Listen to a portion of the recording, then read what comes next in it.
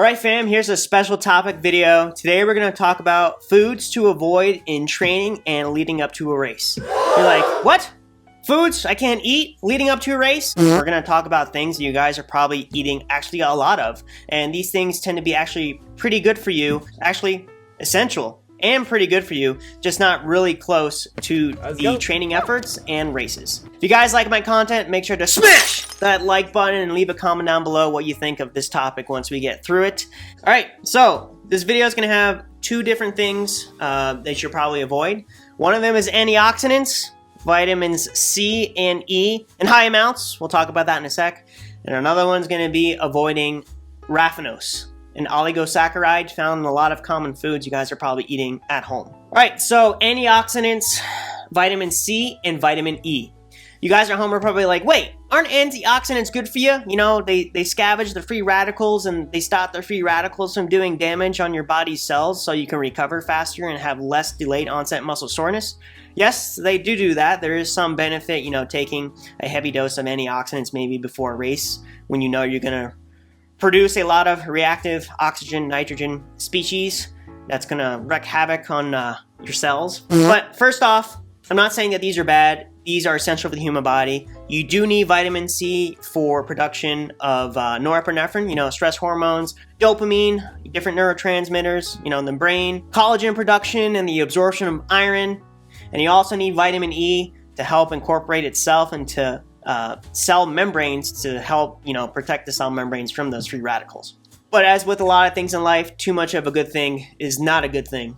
Now we're going to be talking about the body's normal function of adaptability to aerobic activity. You know, as you're doing a lot of exercise, you're producing a lot of reactive oxygen nitrogen species. We'll call them RONs from this point out that do damage to the body's cells. But we're starting to realize that you actually need that damage to help stimulate, you know, the growth of mitochondria, the powerhouse of the cell, muscular synthesis. If you blunt the normal damage that's supposed to happen when exercise by taking heavy doses of antioxidants, then you're not going to adapt efficiently to those efforts. Despite the negative effects of RONs on the body, the free radicals actually may act as signaling molecules to help, you know, increase those mitochondria and protein synthesis. Current evidence suggests that if you supplement with heavy doses, especially pretty close to the work bout, it's actually gonna, you know, decrease that adaptation process. Now, I'm not saying avoid vitamin C and E entirely. I would say probably cut back on supplementing. You know, a lot of people like to take, you know, 1 to 2 grams of vitamin C or heavy doses of vitamin E, 400 milligrams. If you're eating a healthy diet high in, you know, fruits and vegetables, chances are you're probably getting your daily intake of needed vitamin C and vitamin E. Now, it has been estimated by the American College of Sports Medicine that a lot of athletes, 50% of all athletes, actually supplement with you know, nutrients such as vitamin C and vitamin E to see if that maybe will help their performance and recovery. According to Ristal et al., vitamin E at 400 IU per day and vitamin C at 1,000 milligrams per day consumption prevents the induction of mitochondrial biogenesis as well as key endogenous antioxidant enzymes in human skeletal muscle. In this sense, increased mitochondrial biogenesis is a major adaptation exercise training in skeletal muscle, so you probably will not want to blunt that. You guys remember Enduroxar 4? Back in the day, probably like in the early 2000s, they used to put 400 IU of vitamin E in their products, but now they actually cut it down to, I believe, like maybe 235 or 250. Now, I do not know if they did that because of this. That's just an observation of mine. Now, some authors do suggest that RONs are there for a reason, right? A lot of things in life are there for a reason that are supposed to function a certain way. That it may be implicated in regulating muscle contractile activity. So, like, if you're running pretty hard for the fitness you're in, you're probably going to be producing a lot of RONs, which leads to a lot of more muscle damage, or leads to a lot of delayed onset muscle soreness, which leads to a decrease in power output, because that way your body knows that, hey, I'm not supposed to be going this hard today because of the amount of damage I've done. Reactive oxygen nitrogen species actually stimulates muscle regeneration and improves vasodilation during exercise. But high concentrations of RONs increase muscle damage to tissues and cells.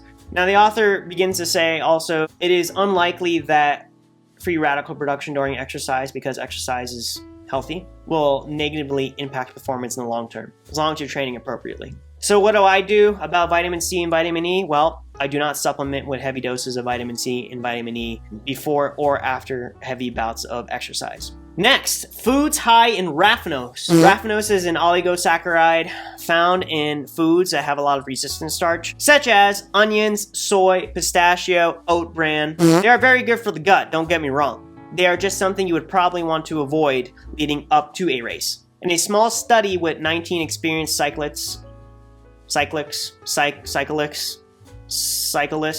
keep in mind it's a small sample size, they found that this certain amount of pistachio consumption actually hindered their performance by 5% over a 75-kilometer time trial.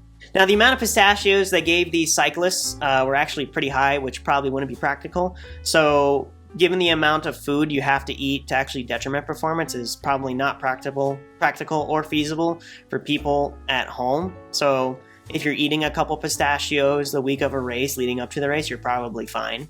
But basically, they gave the cyclists 3 ounces per day for 2 weeks, which is equivalent to about 147 pistachios a day, or 85 grams of pistachios a day. For 2 weeks, had them do a time trial, 2-week washout period, then had them do the time trial without the pistachios. This gave them about 5.3 times the amount of raffinose a normal person would consume, typically. And because of that, it reduced the cyclist's speed over 5% over the course of 75 kilometers in a time trial. So the more raffinose there was in the blood, the more 9,10-dihome the researchers detected in this small study. 9,10-dihome is released when immune cells start to fight real or suspected intruders. The substance can induce cells to commit suicide and reduce the activity of cells' mitochondria. So that's probably why they think it decreases performance. So obviously more work needs to be done. I don't know if there will be any funding on studies like this when they can put the money elsewhere. But basically what I do is I just avoid foods high in raffinose leading up to a race. Guys, try it at home. See if you feel better doing it that way.